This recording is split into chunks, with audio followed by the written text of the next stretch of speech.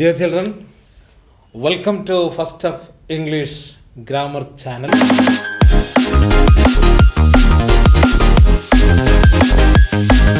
ഇന്നത്തെ ക്ലാസ്സിൽ ആദ്യമായി കഴിഞ്ഞ ക്ലാസ്സിൽ അവസാനമായി നമ്മൾ പറഞ്ഞ വർക്ക്ഷീറ്റിലെ ടാസ്ക് അതിൻ്റെ ഉത്തരങ്ങൾ പറയാൻ പോവുകയാണ്. മിക്കവാറും കുട്ടികളൊക്കെ തന്നെ സ്റ്റേറ്റ്മെൻ്റായി കൊടുത്ത ആ വാക്കുകളൊക്കെ വളരെ കൃത്യമായി കുറേ കുട്ടികൾ എന്നെ വിളിച്ചിരുന്നു. അതിൻ്റെ ഉത്തരങ്ങൾ വളരെ കൃത്യമായി എഴുതിയിട്ടുണ്ട്. എന്ന് പറഞ്ഞാൽ സ്റ്റേറ്റ്മെൻറ്റ് എങ്ങനെയാണ് എക്സ്ക്ലമേറ്ററി സെൻറ്റൻസ് ആക്കി മാറ്റുക എന്ന് കൃത്യമായി കുട്ടികൾ പഠിച്ചിരിക്കുന്നു എന്ന് തന്നെയാണ് അതുകൊണ്ട് ഞാൻ മനസ്സിലാക്കുന്നത്. എങ്കിലും എനിക്ക് ഉത്തരങ്ങൾ അയക്കാത്ത ആളുകൾക്ക് വേണ്ടി അതിൻ്റെ ഉത്തരങ്ങൾ പറയുകയാണ്. ശ്രദ്ധിച്ച് കേൾക്കുക. ഒന്നാമത്തെ ചോദ്യം ദേ ആർ കമ്മിങ് ഫാസ്റ്റ് എന്നായിരുന്നു. അതിൻ്റെ ഉത്തരം നമുക്കറിയാം how fast they are coming എന്നാണ്. How fast they are coming. അവിടെ ഫാസ്റ്റ് എന്ന വാക്ക് മാത്രമേ വന്നിരിക്കുന്നു. അതുകൊണ്ട് തന്നെ how fast they are coming. മറ്റൊരു sentence Manu is a clever boy എന്നായിരുന്നു. ക്ലവർ ബോയ്, സമർത്ഥനായ കുട്ടി.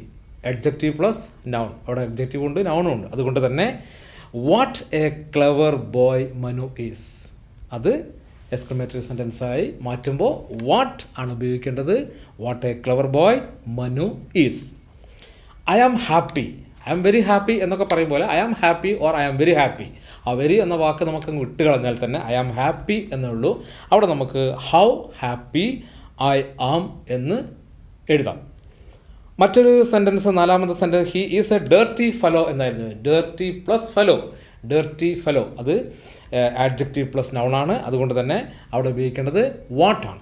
What a dirty fellow he is. What a dirty fellow he is. It was a pleasant experience. It was a pleasant experience ആയിരുന്നു അടുത്ത ചോദ്യം. അഞ്ചാമത് ചോദ്യം pleasant experience എന്ന് വരുന്നത് കൊണ്ട് തന്നെ adjective plus noun is there.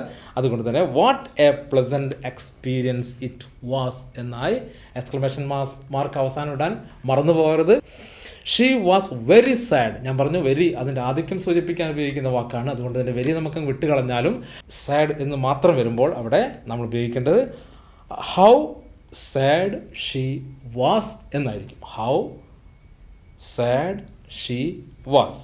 ഈ കാര്യങ്ങളൊക്കെ തന്നെ വളരെ വിശദമായി നമ്മൾ കഴിഞ്ഞ ക്ലാസ്സിൽ പറഞ്ഞതുകൊണ്ട് ആ കാര്യങ്ങളെപ്പറ്റി കൂടുതൽ സംസാരിക്കുന്നില്ല.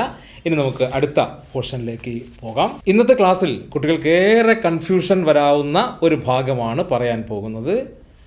വളരെ കൺഫ്യൂഷൻ വരാവുന്ന സബ്ജക്റ്റ്, പ്രെഡിക്കേറ്റ്. ഈ കാര്യങ്ങളാണ് ഇന്നത്തെ ക്ലാസ്സിൽ ചർച്ച ചെയ്യാൻ പോകുന്നത്.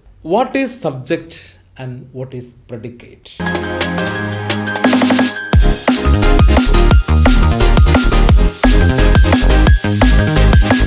A sentence consists of two main parts.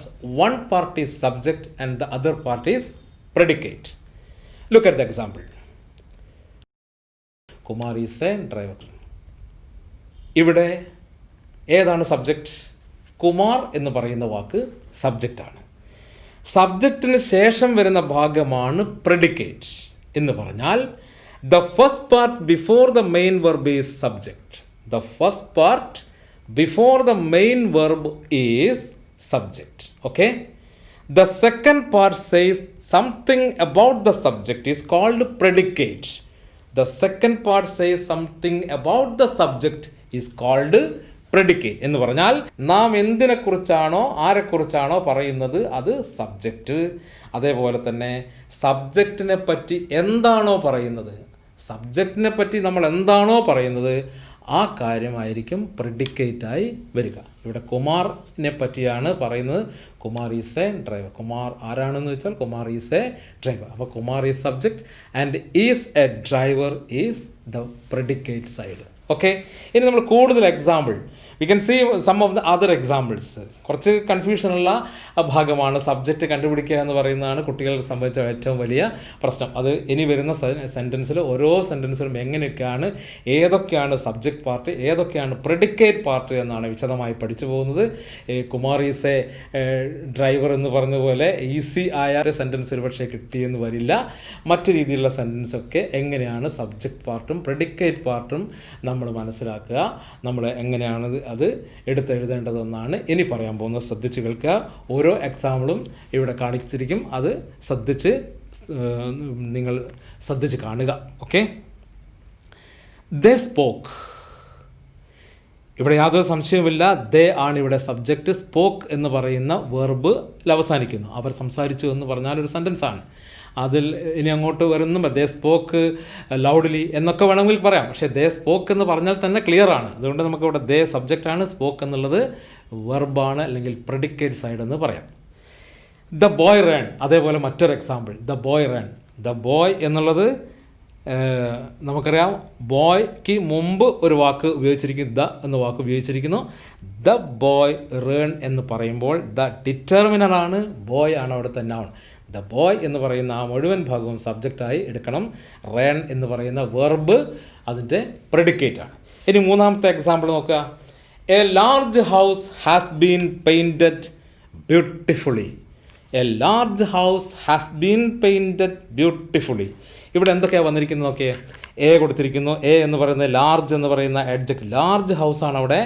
House എന്ന വാക്കിനെ വിശേഷിപ്പിക്കുന്ന വാക്കാണ് ലാർജും എയും. എ ലാർജ് ഹൗസ് എന്ന് പറയുമ്പോൾ എ അതിൻ്റെ ഡിറ്റർമിനർ ക്വാളിഫയർ എന്ന് പറയും.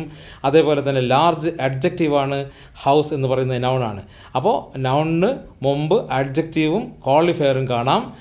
അതിന് ശേഷം കൊടുത്തിരിക്കുന്ന ഭാഗങ്ങൾ മുഴുവൻ പ്രെഡിക്കേറ്റാണ്. എന്ന് പറഞ്ഞാൽ ഹാസ് തുടങ്ങിയുള്ള വെർബാണ്. ഹാസ് ബീൻ പെയിൻറ്റഡ് ബ്യൂട്ടിഫുള്ളി എന്ന് പറയുന്ന ഭാഗം പ്രെഡിക്കേറ്റാണ്.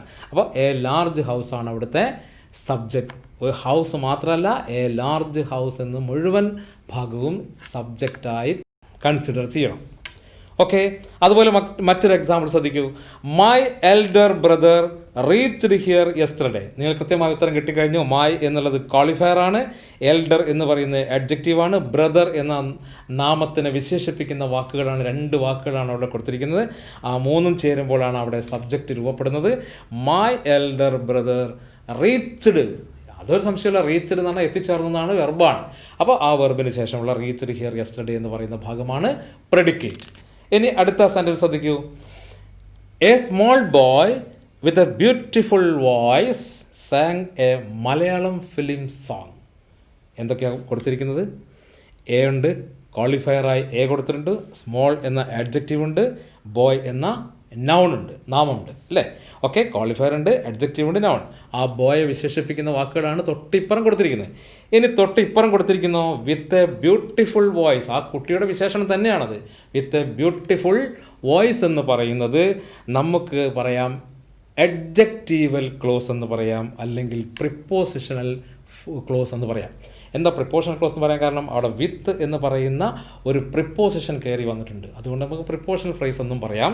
അതേപോലെ അഡ്ജക്റ്റീവൽ ഫ്രേസ്, ബ്യൂട്ടിഫുൾ വോയിസ് എന്ന് പറയുമ്പോൾ beautiful plus voice, adjective plus noun. Okay, അതുകൊണ്ട് അഡ്ജക്റ്റീവൽ ഫ്രേസ് എന്നും വേണമെങ്കിൽ നമുക്കറിയാം. പക്ഷെ അതൊന്നുമല്ല നമ്മുടെ വിഷയം. നമ്മുടെ വിഷയം ഇവിടെ സബ്ജക്റ്റ് ഏതാണ്?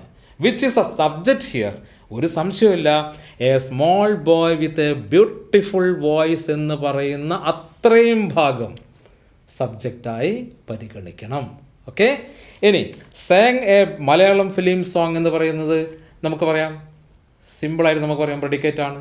എന്ന് പറഞ്ഞാൽ ആ വെർബിനോട് തൊട്ട് പിന്നീട് വരുന്ന കാര്യങ്ങളൊക്കെ ചേരുമ്പം അത് പ്രെഡിക്കേറ്റ് ആയിട്ട് നമുക്ക് പറയാൻ പറ്റും.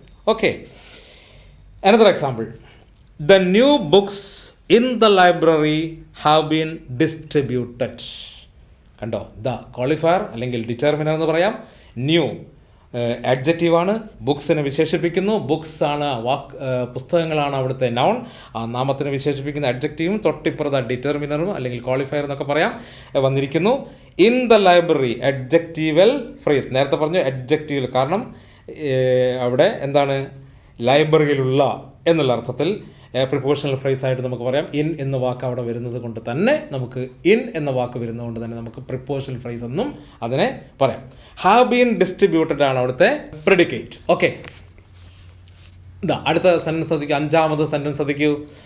Listening music is my hobby. Listening music. Listen എന്ന മെയിൻ വേർബിനോടൊപ്പം അല്ലെങ്കിൽ ബേസ് ഫോമായ വേർബിനോടൊപ്പം ING ഫോം ചേർന്നിരിക്കുന്നു. മാത്രമല്ല ആ വാക്ക് ഒരു സെൻറ്റൻസിൻ്റെ ആദ്യം ഉപയോഗിക്കുകയും ചെയ്തിരിക്കുന്നു. ഇങ്ങനെ പറയുന്ന വാക്കുകൾക്ക് പറയുന്ന പേരാണ് ജറൻറ്റ്. ജെറണ്ട് എന്ന് പറഞ്ഞാൽ വെർബൽ നൗൺ എന്ന് പറഞ്ഞാൽ ഒരു ക്രിയാരൂപത്തിൽ നിന്നുണ്ടാകുന്ന നാമത്തിനെയാണ് നമ്മൾ വെർബൽ നൗൺ അഥവാ ജെറണ്ട് GERUND എന്ന് പറയും. ജെറണ്ട് നമ്മൾ വളരെ വിശദമായിട്ട് അടുത്ത ഒരു ക്ലാസ്സിൽ പഠിക്കും. ഇവിടെ ശ്രദ്ധിക്കുക, listening music is my hobby. കൃത്യമായി നിങ്ങൾ അതിൻ്റെ സബ്ജക്റ്റ് കണ്ടെത്തിയോ? ലിസണിങ് മ്യൂസിക്, മ്യൂസിക് കേൾക്കൽ, ശ്രദ്ധിക്കൽ. Is my hobby is predicate. Okay, അപ്പോൾ ജെറണ്ട് അവിടെ കൊടുത്തിരിക്കുന്ന gerund subject, is my hobby predicate. Okay, മറ്റൊരു example, singing gives me immense pleasure. ഇവിടെ കൊടുത്തിരിക്കുന്ന സബ്ജക്റ്റ് ഏതാണ്? സബ്ജക്റ്റോട് സിംഗിങ് എന്ന വാക്ക് മാത്രമാണ്, ജെറണ്ടാണ്. അതിനുശേഷം ഗിവ്സ് എന്ന് പറയുന്ന വേർബാണ്. ആ വെർബിന് ശേഷം മറ്റു കാര്യങ്ങൾ പറഞ്ഞിരിക്കുന്നു. So it is called predicate. And what is subject? Singing is the subject. Okay, അപ്പോൾ ജെറണ്ട് വന്നാലും എങ്ങനെയാണ് സബ്ജക്റ്റ് സൈഡും പ്രെഡിക്കേറ്റ് സൈഡും മനസ്സിലാക്കുക എന്നും നിങ്ങൾ കൃത്യമായി പഠിച്ചു കഴിഞ്ഞു. മറ്റൊരു എക്സാമ്പിൾ ശ്രദ്ധിക്കുക, driving very fast may cos accidents. Driving very fast may cos accidents. ഏതാണ് സബ്ജക്റ്റ്? ഏതാണ് പ്രെഡിക്കേറ്റ്? ഒരു സംശയമില്ല, ഡ്രൈവിംഗ് വെരി ഫാസ്റ്റ് എന്ന് പറയുന്ന ഭാഗം മുഴുവൻ സബ്ജക്റ്റാണ്. അതേപോലെ മേ കോസ് ആക്സിഡൻറ്റ് എന്ന് പറയുന്ന മേ കോസ് കാരണമായേക്കാം എന്ന് പറയുന്ന വെർബ് തുടങ്ങിയുള്ള കാര്യങ്ങൾ പ്രെഡിക്കേറ്റ് ആയിട്ടും എഴുതണം. ഓക്കെ, നമ്പർ 6, ആറാമത്തെ ഒരു സെൻറ്റൻസ് ശ്രദ്ധിക്കൂ. അവിടെ ടു വെച്ചാണ് സെൻറ്റൻസ് തുടങ്ങുന്നത്. അതും നിങ്ങൾ കേട്ടിട്ടുണ്ടാവും. To give advice is easy. To give advice is easy. ഏതാണ് അതിലെ സബ്ജക്റ്റ്? ടു ഇൻഫിനിറ്റീവ് എന്ന് പറയുക. ടു ചേർന്ന വെർബ്, ടു മെയിൻ ബേസ് ഫോമിനോട് ചേർന്ന രൂപത്തിലാണ് ടു ഇൻഫിനിറ്റീവ് എന്ന് പറയുക. അവിടെ ടു ഗിവ് അഡ്വൈസ് വരെ ആണ് subject portion. And is easy എന്ന് പറയുന്നതാണ് പ്രെഡിക്കേറ്റ്.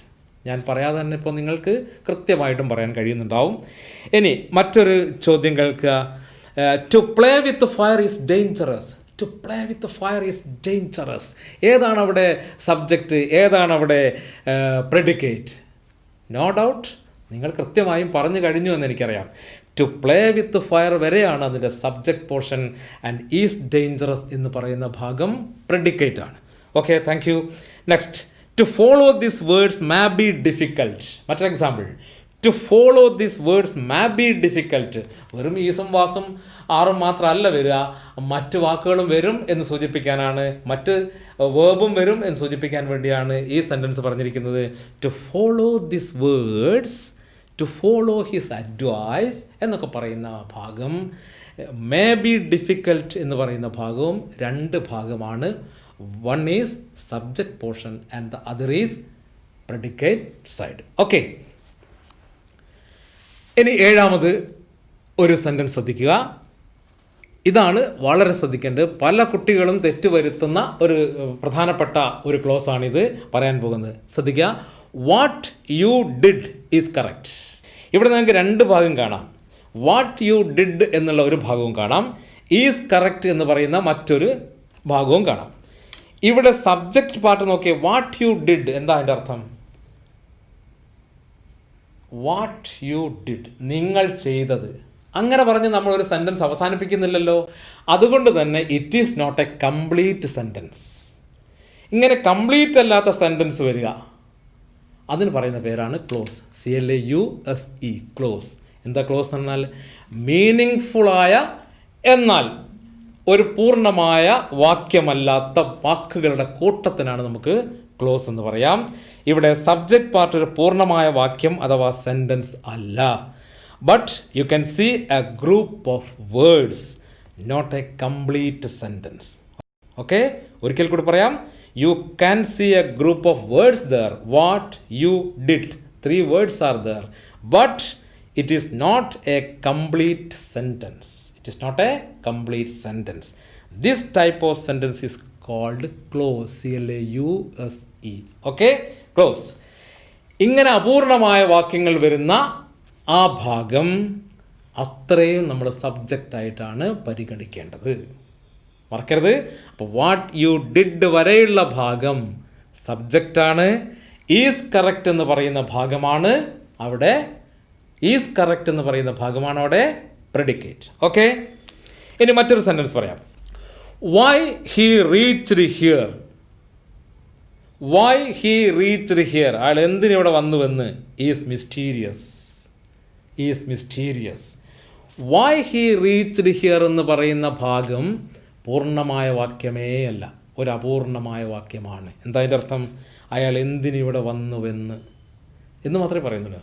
അങ്ങനെ പറയുന്ന സെൻറ്റൻസാണ്, അങ്ങനെ പറയുന്ന വാക്കുകളുടെ കൂട്ടത്തിനാണ് ക്ലോസ് എന്ന് പറയുക.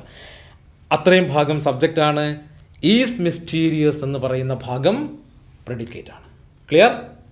എല്ലാവർക്കും മനസ്സിലായെന്ന് കരുതുകയാണ്. മറ്റൊരു സെൻറ്റൻസ് ശ്രദ്ധിക്കൂ. What you say is quite true. What you say is quite true. What you say എന്ന് പറയുമ്പോൾ നിങ്ങൾ പറയുന്നത് ഈസ് ക്വൈറ്റ് ട്രൂ, തികച്ചും ശരിയാണ്. ഇവിടെ ഒരു സബ്ജക്റ്റ് ഭാഗമുണ്ട്, ഒരു പ്രെഡിക്കേറ്റ് ഭാഗമുണ്ട്. What is the subject portion? The subject portion is what you say. നിങ്ങൾ എന്ത് പറയുന്നു എന്ന് പറയുന്നത്. എന്ത് പറയുന്നുവെന്ന് പൂർണ്ണമല്ല വാക്യം. ഈസ് ക്വൈറ്റ് ട്രൂ, ഈസ് അവിടെ കംപ്ലീറ്റ് ആണ്. ഈസ് ക്വൈറ്റ് ട്രൂ എന്ന് പറയുമ്പോൾ അത്രയും ഭാഗം പ്രെഡിക്കേറ്റ് ആണ്. ഇനി മറ്റൊരു തരം സെൻറ്റൻസ്, എട്ടാമത് ഒരു സെൻറ്റൻസ് ശ്രദ്ധിക്കൂ. ഇറ്റ് വെച്ച് തുടങ്ങുന്ന സെൻറ്റൻസ് കാണാം ചിലപ്പോൾ. It is raining outside. What is subject and what is predicate here? No doubt it is subject and is raining outside is the predicate. No doubt. അവിടെ കൂടുതലൊന്നും വിശദീകരിക്കാനില്ല. ഇറ്റ് വെച്ച് തുടങ്ങുന്ന ഒരു സെൻറ്റൻസിൽ ഇറ്റാണ് അതിൻ്റെ subject portion. Is raining outside എന്ന് പറയുന്ന ഭാഗം predicate ആണ്. മറ്റൊരു ഉദാഹരണം കാണുക. It was A bright day. It was A bright day എന്ന് പറയുമ്പോൾ ഇറ്റ് അവിടെ സബ്ജക്റ്റ് പോർഷനിലാണ്, സബ്ജക്റ്റാണ്. വാസ് എ ബ്രൈറ്റ് ഡേ എന്ന് പറയുന്നതാണ് പ്രെഡിക്കേറ്റ്. ഓക്കെ, ഇനി മറ്റൊരു സെൻറ്റൻസ്, 9ാമത് സെൻറ്റൻസ് ശ്രദ്ധിക്കൂ. ദർ വെച്ച് സെൻറ്റൻസ് തുടങ്ങാം. നിങ്ങൾ കണ്ടിട്ടുണ്ടാവും. There is a book on the table. There is a book on the table. അവിടെ ഏതാണ് സബ്ജക്റ്റ്, ഏതാണ് പ്രെഡിക്കേറ്റ്? ഇനി കൃത്യമായിട്ട് ഞാൻ നിങ്ങൾക്ക് യാതൊരു തരത്തിലും പറഞ്ഞു തരേണ്ട കാര്യമില്ല. നിങ്ങൾ പറയും ദർ എന്ന് പറയുന്നത് അവിടെ സബ്ജക്റ്റാണ്. Is a book on the table എന്ന് പറയുന്നത്, ദർ എന്ന് പറയുന്നത് ഒരു ഡെമ്മി സബ്ജക്റ്റാണ്. അതൊക്കെ നമ്മൾ പിന്നീട് പഠിക്കും. ദർ ആണ് അവിടെ ഇപ്പോൾ നമ്മുടെ സബ്ജക്റ്റ് ഭാഗത്ത് എഴുതേണ്ടത്. Is a book on the table എന്ന് പറയുന്നത് പ്രെഡിക്കേറ്റ് ആണ്. മറ്റൊരു example, there are 40 students in the class. ഒരു സംശയമില്ല, നിങ്ങളിപ്പോൾ പഠിച്ചു കഴിഞ്ഞു. സബ്ജക്റ്റും പഠിച്ചു, നിങ്ങൾ പ്രെഡിക്കേറ്റും കൃത്യമായി പഠിച്ചു കഴിഞ്ഞു. ദർ എന്നുള്ളത് നിങ്ങൾ സബ്ജക്റ്റിൻ്റെ ഭാഗത്ത് എഴുതി വെക്കും. Are 40 students in the class എന്ന് പറയുന്ന ഭാഗം നിങ്ങൾ പ്രെഡിക്കേറ്റായും എഴുതി വെക്കും. ഓക്കെ, ഇത്രയും കാര്യങ്ങളൊക്കെ പഠിച്ചതിലൂടെ ഒരു സെൻറ്റൻസിലെ സബ്ജക്റ്റ് എന്താണെന്നും പ്രെഡിക്കേറ്റ് എന്താണെന്നും വേർതിരിച്ച് എഴുതാൻ പറഞ്ഞാൽ ഇപ്പോൾ നിങ്ങൾ കൃത്യമായും എഴുതാൻ കഴിയും എന്ന പൂർണ്ണമായ വിശ്വാസം എനിക്കുണ്ട്. അങ്ങനെയാണെങ്കിൽ ഇന്നത്തെ നമ്മുടെ ടാസ്ക്, ഏറ്റവും അവസാനം വർക്ക്ഷീറ്റിൽ ഞാൻ കുറച്ച് ചോദ്യങ്ങൾ, ഒരു 6 ചോദ്യങ്ങൾ കൊടുക്കാൻ പോവുകയാണ്. 6 ചോദ്യങ്ങളുടെ ഉത്തരങ്ങൾ നിങ്ങൾ സ്വയം ഉണ്ടാക്കി നിങ്ങൾ 88 488 24 927 എന്ന ഫോൺ നമ്പറിലേക്ക് അയച്ചു തരണം. അല്ലെങ്കിൽ കമൻറ്റ് ബോക്സിൽ ഇതിൻ്റെ ഉത്തരങ്ങൾ ഇടണം. അടുത്ത ക്ലാസ്സിൽ നമ്മൾ തുടങ്ങുമ്പോൾ തന്നെ ഇതിൻ്റെ ഉത്തരങ്ങൾ വിശദീകരിച്ച് തരികയും ചെയ്യും. Write down the subject and predicate separately. Number 1, that was exactly what I told. That was exactly what I told. ഇവിടെ ഏതാണ് പ്രെഡിക്കേറ്റ്, ഏതാണ് സബ്ജക്റ്റ്, ഏതാണ് പ്രെഡിക്കേറ്റ് എന്ന് നിങ്ങൾ കണ്ടെത്തുക. The second sentence is reading is a good habit. Third, മൂന്നാമത്തെ, boys play tennis. Boys play tennis. The old books in the shelf will be removed. It was a rainy day. My father, who is aged, can still read without glasses. 6 ചോദ്യങ്ങളാണ് ഇതിൽ കൊടുത്തിരിക്കുന്നത്. ഈ 6 ചോദ്യങ്ങളുടെയും ഉത്തരം നിങ്ങൾ സ്വയം എഴുതാൻ ശീലിക്കുക. നിങ്ങളുടെ മുൻഭാഗത്ത് പേനയുണ്ട്, നിങ്ങളുടെ മുൻഭാഗത്ത് പുസ്തകമുണ്ട്. അതുകൊണ്ട് തന്നെ നിങ്ങൾ ഈ കാര്യങ്ങളൊക്കെ എഴുതി വെച്ച് സ്വന്തമായി ചെയ്യാൻ ശ്രമിക്കുക. And it is time to stop the class. So see again in the next class. Till then, goodbye, take care.